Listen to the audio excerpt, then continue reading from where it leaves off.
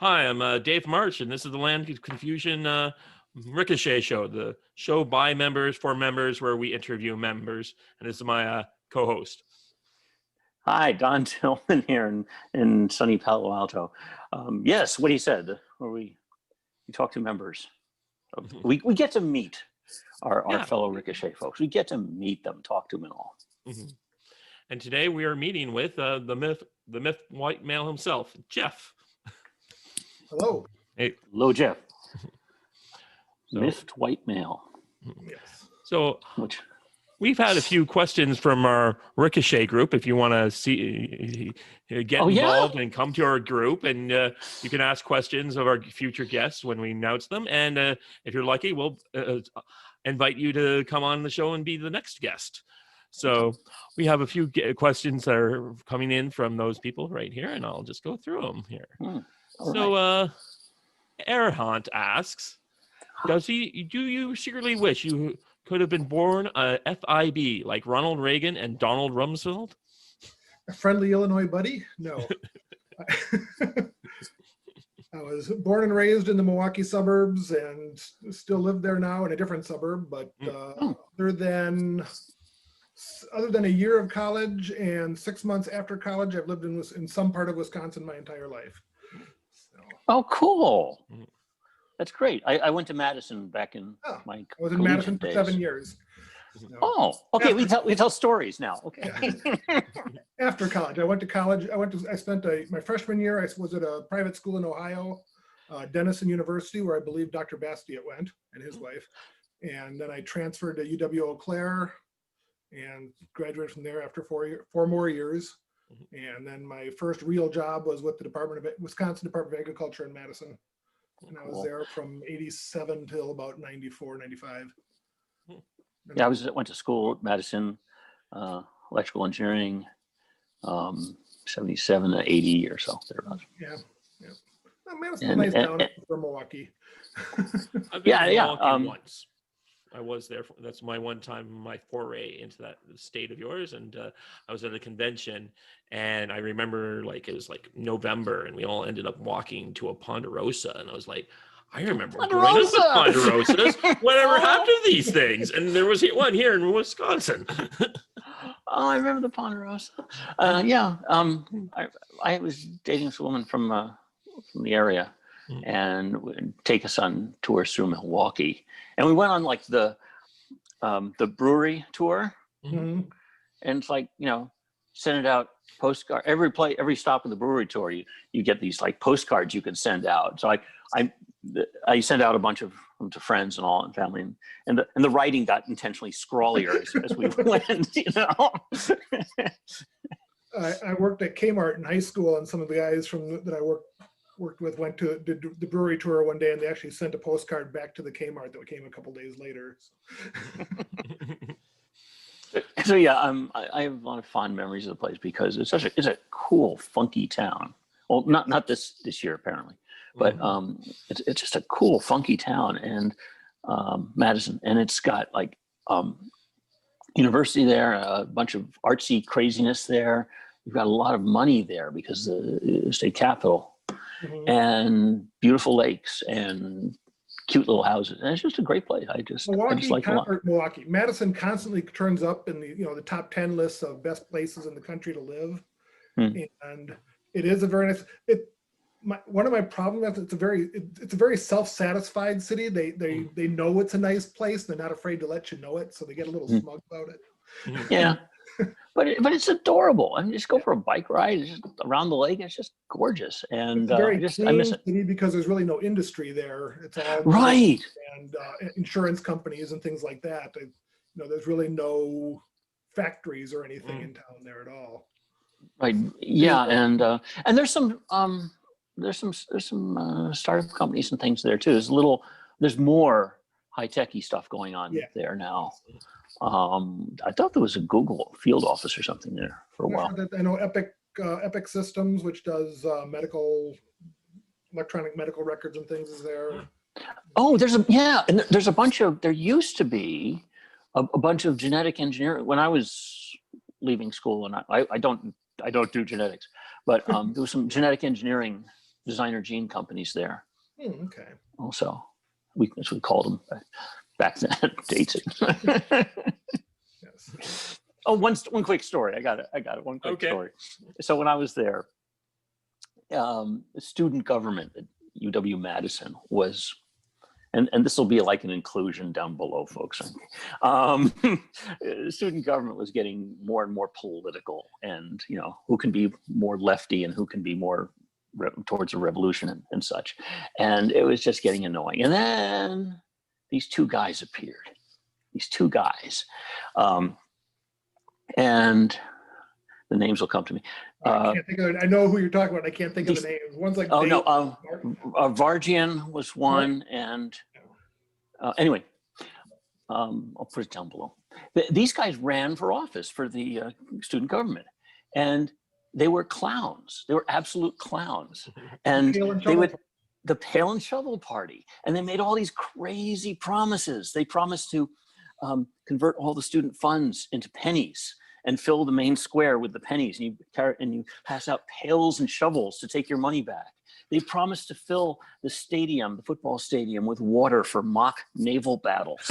They promised to put the dorms on wheels to get to the classes. They promised to bring the Statue of Liberty to Lake Mendota, which was the big, beautiful lake there. And they, of course, they got elected. Of course they did. And one day up on the hill, the big majestic hill there, it's been a while. One morning, wake up and the big hill with the old building on it was chock full with pink flamingos, about 2,000 pink flamingos. And then another day, sure enough, Statue of Liberty on Lake Mendota. And it was like a plaster on chicken wire on 2x4s arrangement, from the nose up and the arm. And the story was they were bringing it over by helicopter and the cable snapped. So the Statue of Liberty, this plaster chicken wire affair, just from the nose up and the arm up, and they left up for a while. Legally, it had to be like national news and even it did. It was like one of the greatest college pranks of all time, and they repeated it a couple of years later too. It became, because it was so cool. But storage and then eventually destroyed in a fire or something. The pieces for it, because they did try to redo it a couple times, but eventually the new they rebuilt. It's not tough. Yeah. It's not that tough, but yeah, it was impressive. It was really impressive. And so the two of those, one of them went to become a math teacher and died somewhat recently, and the other was one of the producers for Mystery Science Theater 3000, which is perfect. Yep. Anyway, sorry for that. That's okay. I think that's a great topic skew. I know that's what you're here for, Don. But I'm trying to make it. Hopefully it's entertaining. It's entertaining. Mm-hmm. Okay, where were we? I was going to ask another one of our members' questions. Aaron Miller wants to know why you are so miffed. Because I'm not angry. That goes back to the '94 midterm election when Republicans took over Congress, and there were all the conniptions in the media for days afterwards about the angry white males. I was like, I'm not angry. I'm just kind of miffed at things. So, and you took it to heart. Yeah. And anger is an overused emotion. I prefer to just keep it a little calmer. Mm-hmm. And our last of our members' questions was from Randy Wavoda, who wants to know how fast did you get your MR2 up to on the Black Hills trip? I think I might have hit 80 or 90 once or twice, but the MR2 is more about turns than fast. Mm-hmm. So I have had that car not on the Black Hills trip, but back, I was out on Highway 50 in Nevada, and I decided one time with no traffic, nobody around, just to see what it could really do. And it got up to 115 really easily, 115 to 120. It took a while. it started was having trouble pushing the air out of the way, and I got it up to about 122, 123, and it was starting to get kind of floaty, so I backed it off from there. And you eat up a lot of road in a real hurry at that speed. Yeah. So, I did take it across Montana back in the 90s when they had the legal and prudent speed limit, where you could just kind of cruise. And there I was pretty much cruising at 90 across the state for quite a while. And that was a lot of fun, but you could like watch the gas gauge going down as you did it. So. We still have one of those here in Canada. It's in Manitoba. And the sign is like, whatever you feel, you can go fast, how fast as you want, as long as you can slow down before you hit the moose. Solid advice right there. That's what I say. Okay. So one other thing, since you're in Wisconsin, we got to get a shout out to the other Wisconsin people. They're seeking volunteers for recounts. If you're interested, there's a way to sign up. I guess I'll put that down there too. I hadn't heard that, but yeah. Well, we have a number of Wisconsin members here. There's a lot up in the area. There's a couple in the Milwaukee area. Yeah. We've had a couple of once or twice we've had a few little mini meetups, and I know there's a couple guys that have kind of disappeared. There was Mark Bellingfan. I don't know if he's still active or not. I haven't seen him in a long time. That's a Milwaukee radio host. And I can't think of who it is that has the Robin Yount picture as their avatar. And yeah. LoC is up in Menominee Falls and a few others. We've got together. And there's Wisconsin Con, WI Con, and Drew. All the roadies and Drew, and yeah, there's quite a few. And those are just ones that are open about it. There's probably a couple others we haven't heard about. I'm sure. So yeah, Ricochet is one of those places where you accumulate weird people. That weird top. I think we should put together one of those Google Maps where you put the members of your team and it's on the big thing with the I thought we were going to do that years ago when I first joined. So I should look up how that's done. I don't know offhand. But yeah, people do it. It'd be fun. So you were mentioning in your bio here that you started out work as a COBOL programmer, and of course Don here is an electrical engineer. So I thought you two could get some nerding up for me here. Yeah, I started in college. We were still doing, even in the 80s, we were still doing punch cards for my first couple of semesters of classes. Yeah, me too. Me too. I had one of my roommates was math CS double major, and he was like writing compilers on punch cards and C and things. And I haven't seen him in many years now, but back when I visited him in the 90s, he was still using the backs of punch cards as notepads around the house. So that's delightfully nerdy. Yes. Carrying your decks around and everything. Yeah, it goes back to the days of, you get maybe 2 or 3 compiles a day if you're doing things right, because you had to submit your program and wait an hour for it to get through the queue to even get it some processor time, and then another hour to compile and you get your green bar listing back and work on it. And of course, the important trick that you learn, the bit of folklore you learn really early, is that when you have your stack of cards, you always take a big ass marker and just be a big diagonal along the side. So if you drop it, you can just reassemble them in order pretty quickly.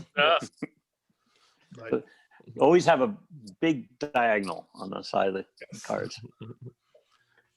I've got 2 opinions about the death of the computer industry. One is that the internet destroyed computer quality, software quality, because now that you can get patches without having to ship physical media, you can just put out any crap software you want, and people can just go and download the fixes down the line. So you don't have to test anything before you distribute it anymore. That's a really interesting point. Because like back, say, I don't know, turn of the century. The olden days. In the old days, they delivered software in like disks packaged in cereal boxes, which I thought was, the silliest looking thing. Because obviously you open up. Microsoft Office came on 30 floppy disks. Right, but in a cereal box. And sure enough, your product went through cycles and specific releases. And you say, okay, we're doing a development now, and now we do the testing. And now we do the final testing, and then we have the golden master, and we send it out. And you have these steps in the process.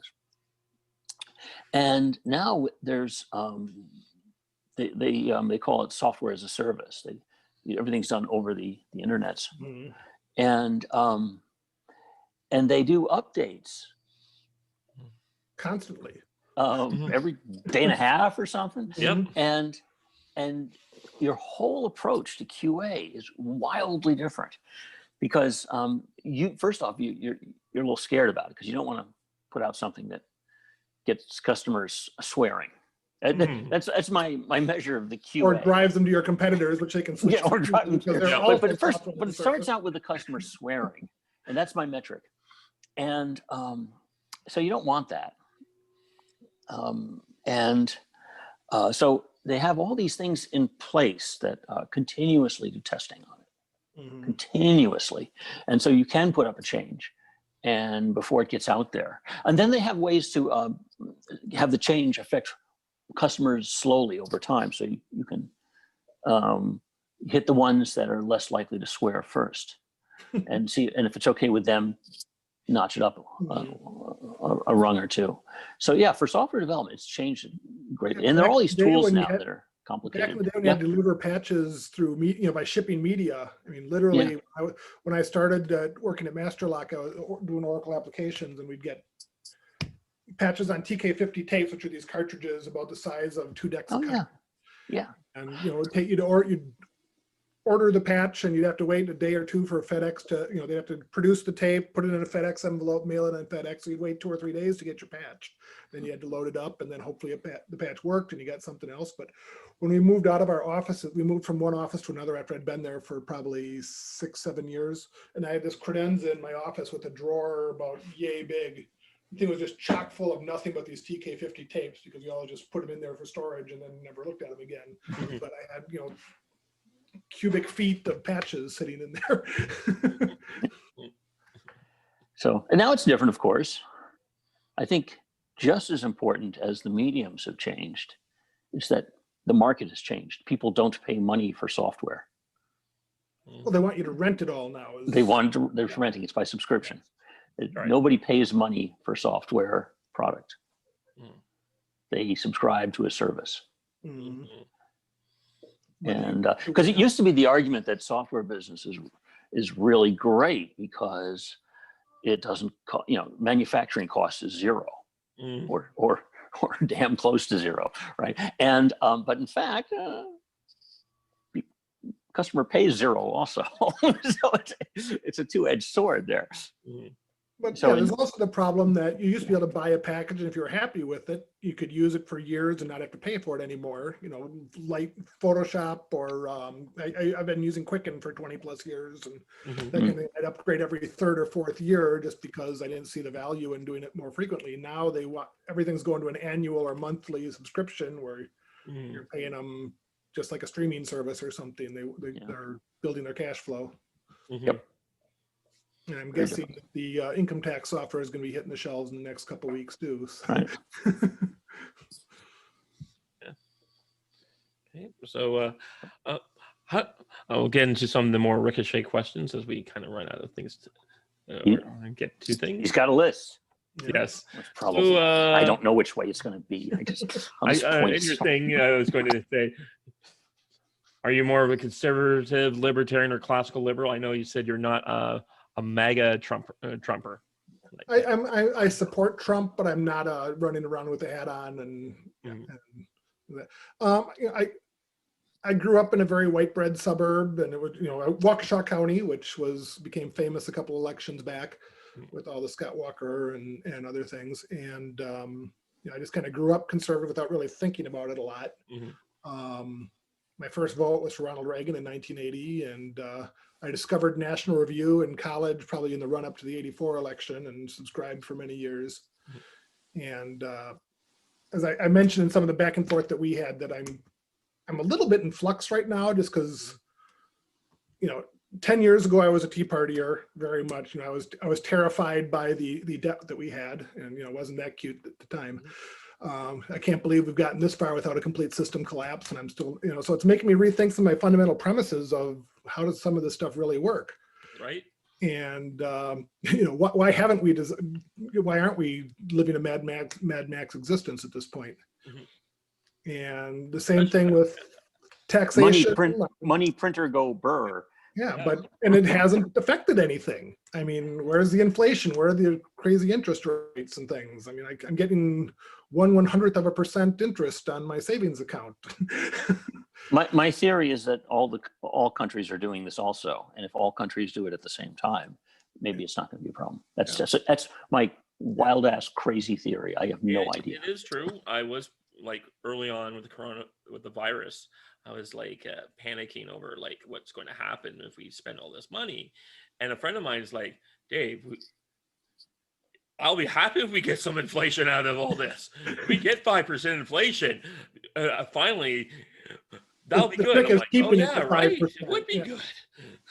Yeah, I'm old enough to remember the 20% interest rates and 18% inflation of the late 70s, and don't want to see that coming back. Yeah, that's kind of my worry. But he's like, even if we can just get it to 5%, then it'll be like normal, and we'll be like growing the economy again. And I'm like, oh, I get you there. So I guess that's the other thing. Like I said, I'm taxation. I'm very much a low taxation guy, but I'm tired of the lefty tech guys and the actors telling us that they want to pay more. And I'm firmly in favor of a 99% marginal tax rate on anybody that says we should pay more in taxes. Mm-hmm. And I wish there was a way legally to do that.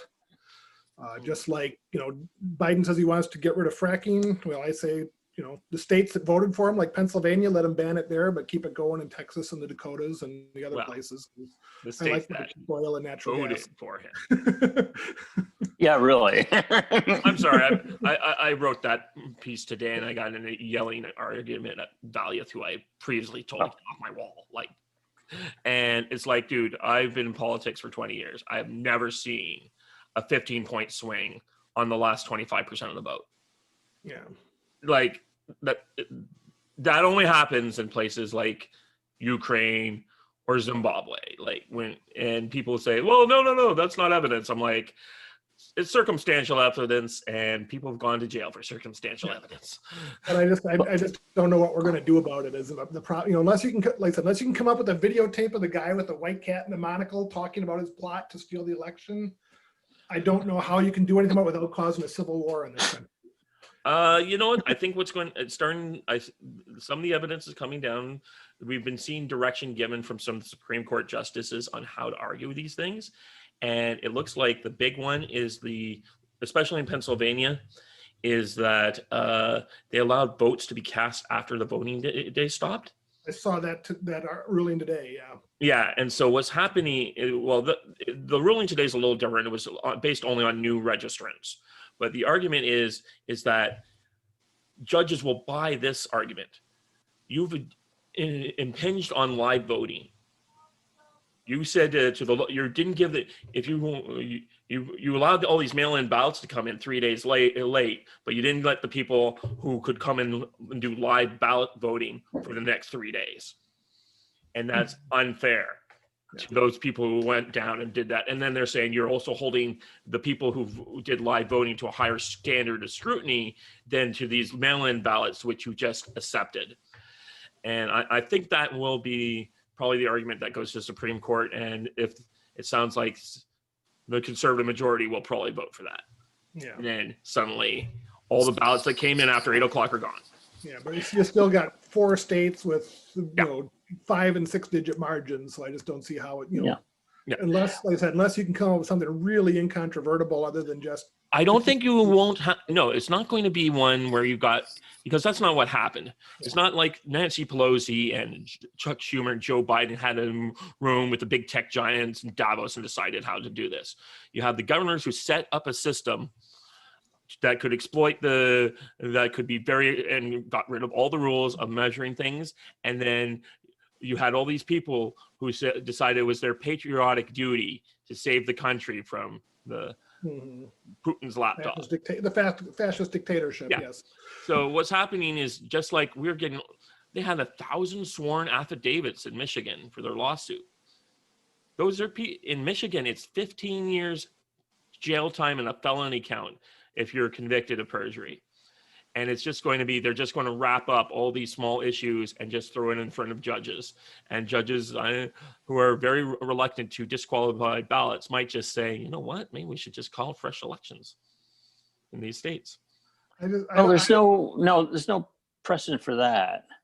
I just don't see anything to fix it for this election. I think it's going to drive some security legislation for future elections. I think this election is a lost cause at this point.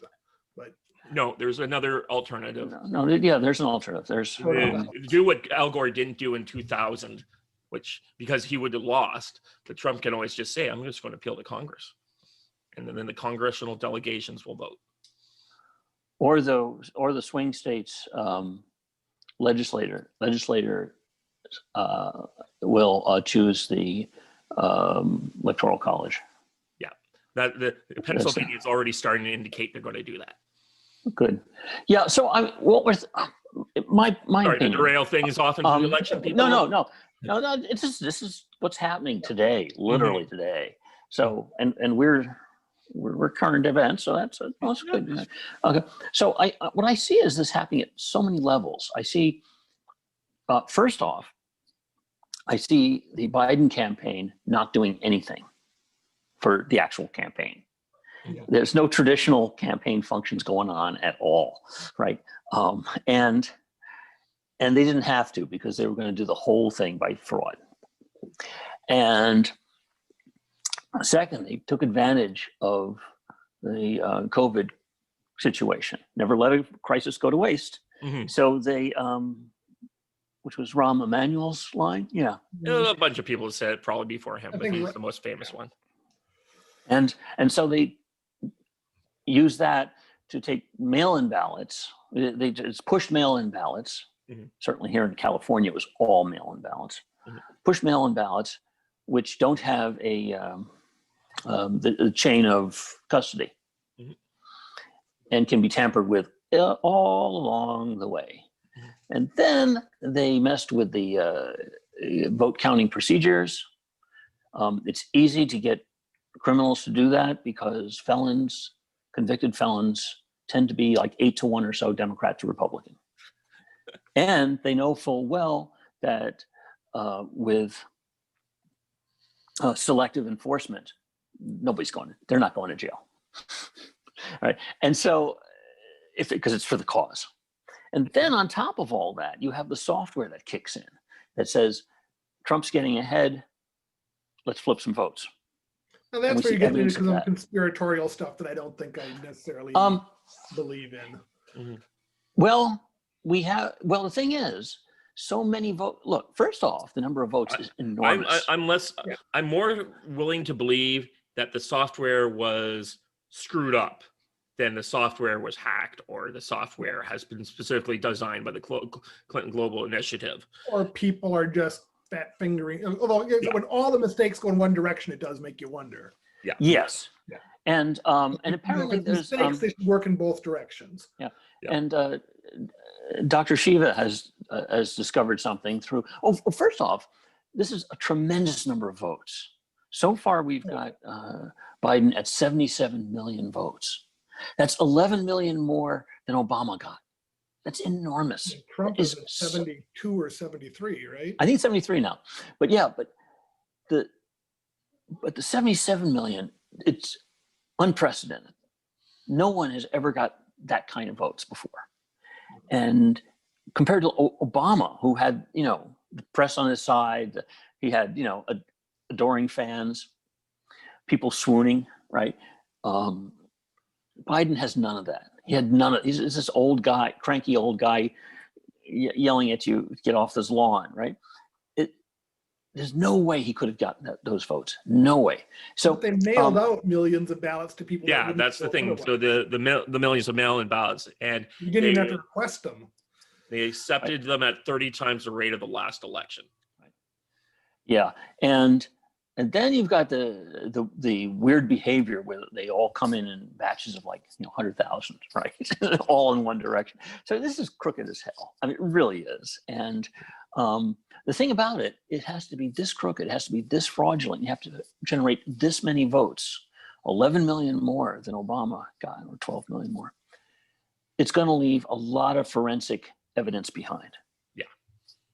And we're seeing that because nowadays we have people kind of like myself who do a lot of do like AI machine learning tools. We have all these tools for to do linear regression analysis on large amounts of data. That's how all the machine learning stuff works nowadays. And so we got these tools, and they're pretty good. And we can spot we can look for correlations and trends and things that you could not see otherwise. And this is like freely available if you're sufficiently nerdy. Mm-hmm. So and then the data is out there. That's the thing. There's no smoking gun. I mean, well, this leads you to the smoking gun. This is the smoke, and the smoke detector, and it'll lead you to the smoking gun. And I just think found a lot so far.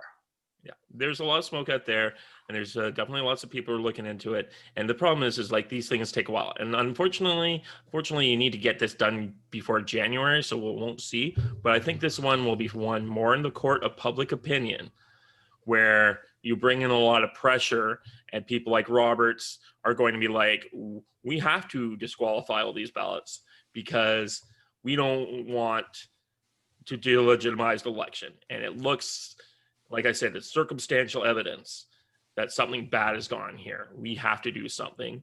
And if throwing it to Congress, I think that's the best thing. Let Congress do it. And then Congress... Also, signed affidavits are not circumstantial. We have lots of witnesses, and that's not circumstantial. Yeah. And the forensics data stuff goes beyond circumstantial. So I think, and this has just been a week. Yeah. Give us another week, that things will just get really good. We're just getting our fingers into what this is. Yeah. And I don't think it couldn't have been that well coordinated. So I'm not going to go with it as a conspiracy. Mm-hmm. More as this is the way things are done. Their settings have to be cranked up an extra amount to get the job done here. In any corrupt system, you can usually steal 2% without people will question it, but they won't be able to prove it. Right. But when you are stealing 15 points, that's tough to hide. And I think that's what's going to, so if they can figure it out in time before things go down, or just people like the Pennsylvania government that's just looking at it and saying, no, this can't be happening. And we're going to we'll overturn the vote and take the consequences at the next election. Mm-hmm. Stuff like that will happen.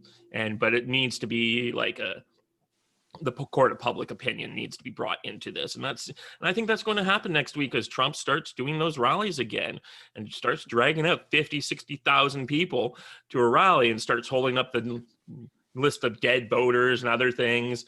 And you get that whole election machine going again. And that will start swinging people to the side because they're the depressed. They can't look away from him. That's the one thing they can't do. Yes, he does live in their heads. Yeah.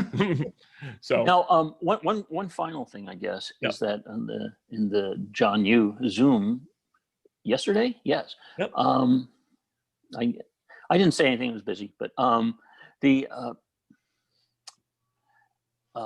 couple things about that. One, the first point he made is you got to come up with something that's suitable for evidence in a court of law. Whatever you do on your way is fine, but you got to come up with something that's suitable for evidence in a court of law, and possibly the Supreme Court of Law. And the second thing was that I disagreed with him, is that he talked about recounts, that recounts usually don't give you many votes, right? When they do a recount, dozens to hundreds, yeah. The change is usually really tiny, but those are recounts for accuracy. Those are not recounts for fraud or blazing amounts of fraud. And there's a difference. There's a technical difference between a recount and an audit. Mm-hmm. But I think an audit will show, because in an audit you have some indication of the people who actually voted. Yeah. My understanding with Wisconsin especially is that your state has really high standards when they do their recount because of all the stuff that happened with Walker. Mhm. So that will be interesting. And also just this stuff with Dominion voting machines. 20,500, I think, was the last margin I saw. Yeah. I'm sorry, what was that? I said we're one of the closer states. I think the last margin I remember seeing was like 20,500. Yeah. If this fraud is as prevalent as we suspect, I could definitely see things going other ways where they just start saying, you know what, can't have all these ballots like this. Gone. Well, you've got to convince the people that are really happy that Trump lost that it's legitimate, or you're going to have it could move to a hot war before the things. And you know what? That's what I am worried about. I don't think it will be that bad, but I did post that in my thing. It's like, you don't want to be seeing ArcLight strikes over Chicago because you guys decided to steal an election. Yeah. And I fear that a lot of these lefties are willing to risk it. And I'm like, I'm a historian. You're a historian, Jeff. Like, most of these guys went to school and they were taught about the Vietnam War and the Soviet Union revolutions. They don't know about like the 7 bloody days in Paris after the Paris Commune fell. They don't know that 99 out of 100 times because right-wing conservatives win and crush them. But these are people that legitimately think that they're facing Hitler and that we're on the verge of a fascist dictatorship.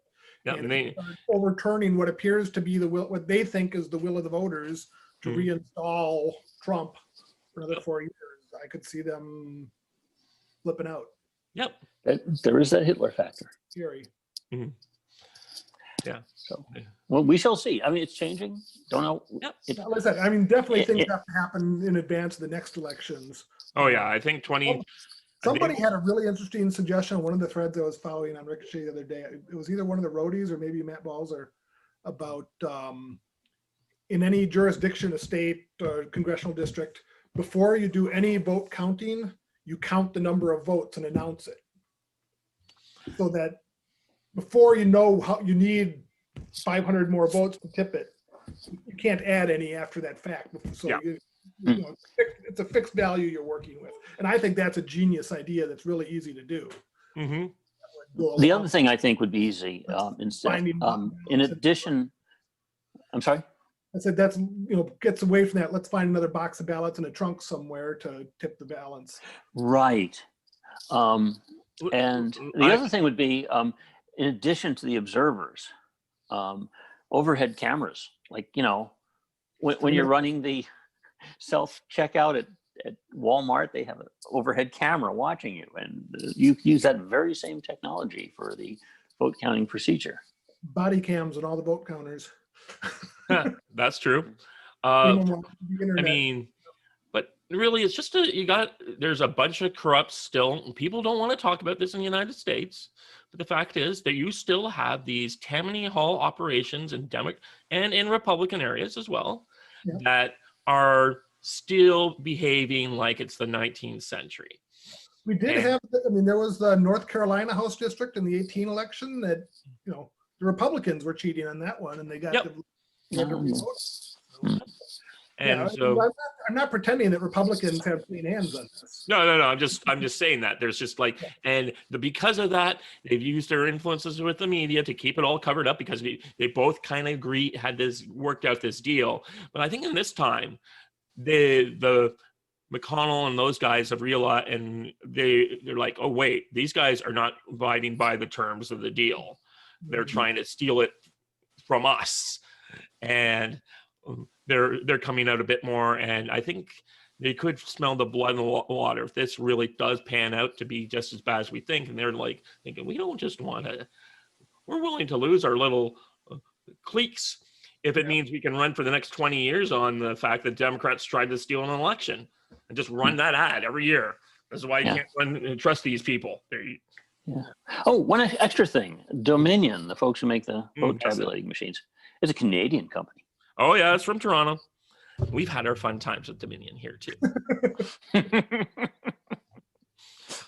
We've used it for some of our our internal leaderships in the Conservative Party, provincially and federally, and they've screwed up so many times. Oh dear, really? Now you tell us. Oh yeah, it's like in the provincial election. What happened is like there were all these votes. They weren't because they were on the ridings were go along street lines, right? So there were like a bunch of people in the leadership race that were on one side of the street and on the other side of the street. And the guy who's now our premier provincially, or governor, noticed this and said, "You're not taking into account these guys on these lines." And it was like 1,600 votes in the leadership. And so they said, "Don't worry, we'll take account of it," because the Ford guys had realized that about 70% of the vote was coming of these voters were theirs. They identified their votes. So in the middle of the leadership, the votes came down, and Doug Ford had won the leadership, but they hadn't announced it yet. And then the person who came in, who's now like deputy premier actually, or came in and said, "But my guys have just told me there's these 1,600 votes that you didn't accumulate. We need you to run the machine again." And so it went on for hours and hours. They had to shut down the convention center that they had bought because there was a wedding coming in. But Ford had this big smile on his face because he knew that all these votes that were getting recounted were going to come give him a bigger margin because he had done the homework. All right. Anyways, we can talk maybe a bit more just on your history interests in the last 15 minutes. Oh, yeah. So you said here. World War II, I think it was. First, the golden age of science fiction. That was the kind of thing. Oh, yeah. Well, getting back to my politics and where they came from, I was a big, much more in my younger days. I was a big science fiction nerd. Heinlein, Asimov, Clarke, that all that. And, in fact, the classics. Yeah, and Starship Troopers and The Moon is a Harsh Mistress were politically formative books for me. And I'm trying to get my kids into science fiction so I can get them to read those two books too, because hopefully teach them something. But I was enough of a nerd that when I was in high school, junior or senior in high school, I took an American Lit class solely because there was a chapter on science fiction, and it turned out that I knew more about science fiction than the teacher did.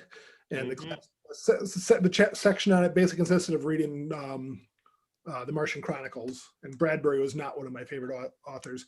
So I convinced her that rather than having to suffer through that, I convinced her to let me, for my grade in the class, let me give a guest lecture on science fiction. And so I did. I wrapped up the stack and I did this whole hour-long lecture about the authors and the themes and all that kind of stuff on various things. And I still remember at the end I was taking questions, and the first question somebody raised their hand and said, "What do you think of the book that we're having to read?"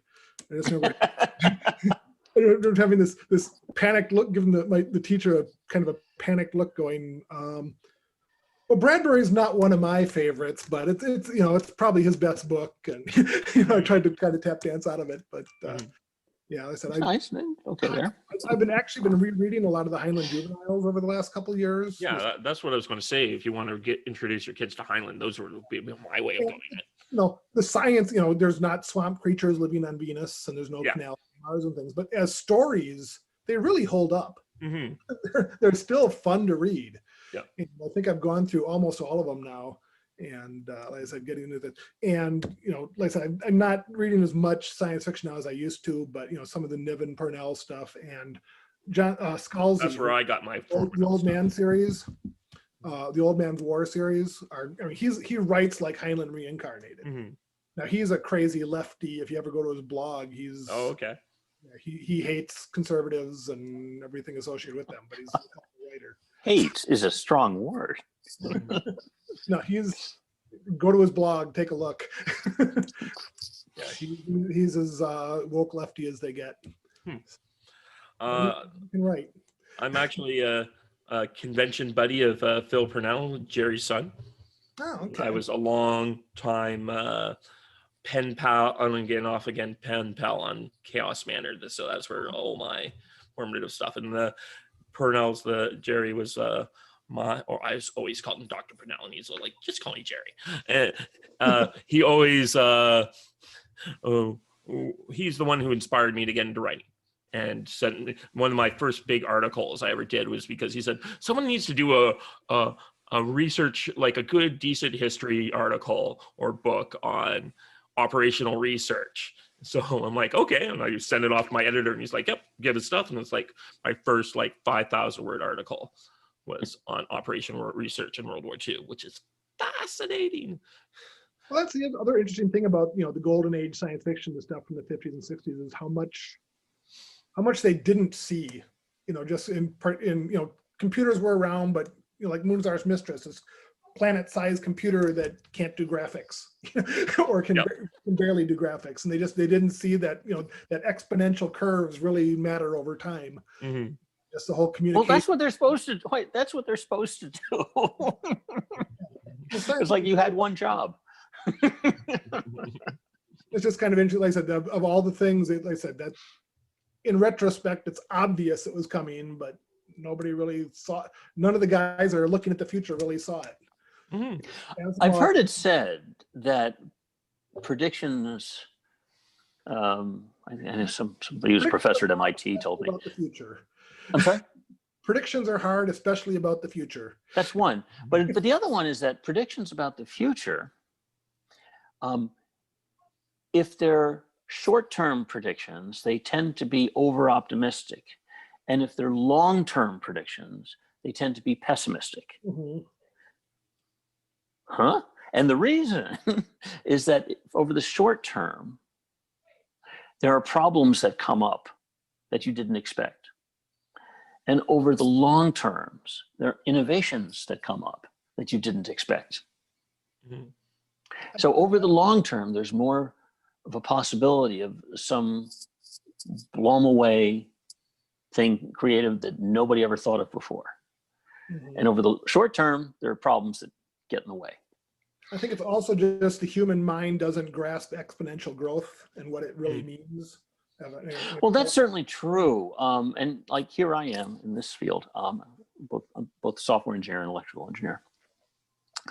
And they've been saying that Moore's law is exponential growth. It's literally the number of transistors on a chip doubles every 2 years. And electrical engineers, for the most part, didn't really believe that. And there's been a lot of business failures due to misjudging Moore's law, to being pessimistic, to not being as forward-thinking, as optimistic about Moore's law as it ended up being. So there's a lot of cases of implementing some product with older technology without the knowledge that the new technology is just around the corner. So, but that's an example, this exponential increase in power and density and so forth. It's pretty remarkable. I can still remember the first time I heard the word gigabyte. Right. It was like 1989, 1990. I was working in Madison, and we were speccing out a new VMS system for a statewide network for the agency of 600 employees across several regional offices and everything. And my boss talking to the sales rep and saying, I need you to give me a quote for, 4 DEC 3100 workstations and 3 gig of disk. Nice. And I remember, I know those. Wait a second. I know that. And I remember thinking at the time, 3 gig of disk. How are we ever going to use 3 gig of disk? I had a similar story with my friends when the first gigabyte computer came out, and I said, "What are we going to fill an entire gigabyte with?" And of course, the answer was porn. Well, I'm an Oracle database administrator for 30 years now, or close to. And my first Oracle applications at MasterLock, when we went live in December 1995, the entire database for our order entry, inventory, receivables, everything else was less than 7 gig. Mm-hmm. So nobody in the professional prediction business ever predicted that tons of high definition digital porn for free. No one ever predicted that. No. But if they had, they'd have gotten rich. Yep. Yeah. And by the way, the future prediction stuff, in my experience, well, first of all, I love this stuff. I mean, old Popular Science magazine covers, they always had, in the future, we'll have, flying cars and stuff. That never happened. But it turns out that that while the professionals science future people have failed miserably, it turns out comedians have done a much better job. Professional comedians. If you, the Woody Allen movie, Sleeper. Yeah. A lot of that came true. Okay. The Jetsons is surprisingly good. There's internet on the Jetsons. Yeah. And so, I mean, there's one, George wakes up in the morning, has his tube in front of him, look at the news. That happened. So, I claim that the professional comedians do a much better job at predicting the future than the professional futurists. What's the merit to that? And as we're winding down here, I'm going to have bring one little more piece of thing. I see you mentioned you're a Brewers, Milwaukee Brewers fan. Oh, what do you the think true about, blue brew crew. What do you think of the designated hitter rule? Oh, don't even get me. Well, see, and I've got a perspective on this because I grew up in the American. The Brewers were in the American League until 1998. Mm-hmm. So I grew up on the designated hitter, and I didn't understand until we went to the National League what a travesty it was. And I'm a little disturbed about the possibility of it coming back. Although I do have a solution, and I think I've met Bud a couple times, and I probably need to get hold of him and see what he can do.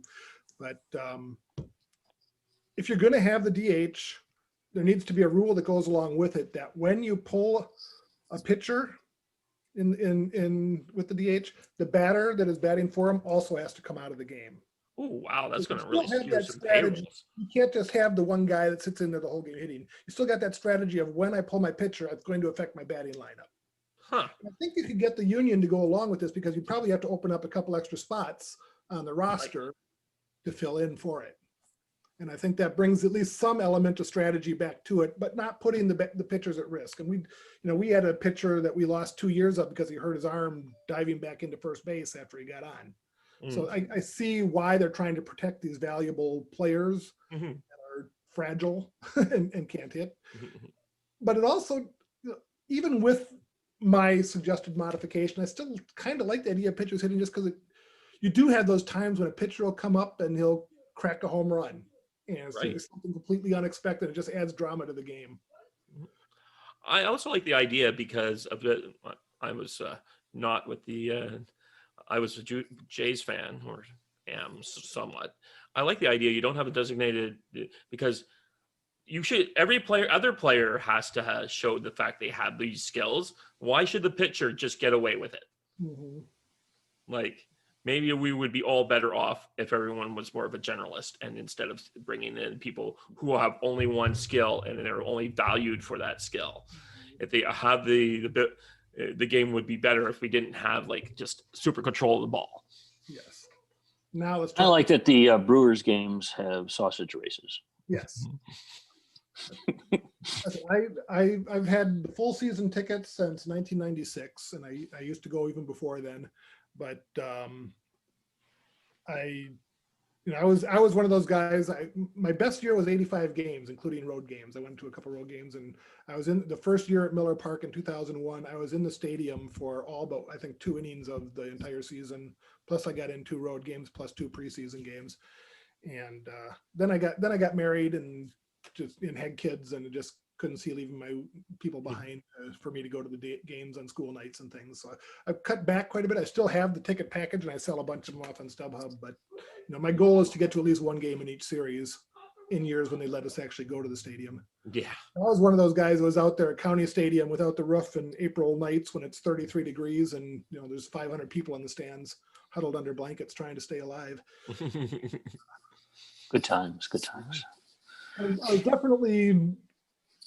Somebody asked me once if I'm still doing it because I'm a big fan or if it's just force of habit, and there is definitely an element of it's a force of habit at this point.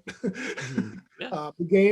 The game has slowed down and doesn't interest me as much as it did back in the 80s and 90s, just because you can take a baseball game and play it in 2.5 hours, and it's a thing of beauty and it's great to watch. You take that exact same game and you spread it out over 3.5 hours because of all the standing around waiting for the pitcher to throw the ball and the batter to get back in the box, and it just becomes an unwatchable snooze fest. Yeah. And they have to do something about the time of the game. And one of my favorite memories at Coliseum was the Brewers played the Jays, in fact, in July of 97. to make up rainouts. They played 2 doubleheaders in 2 days. So four games in 2 days. And I was at all 4 of those, and it was great. First game, it was Steve Woodard making his major league debut against Roger Clemens. Oh, wow.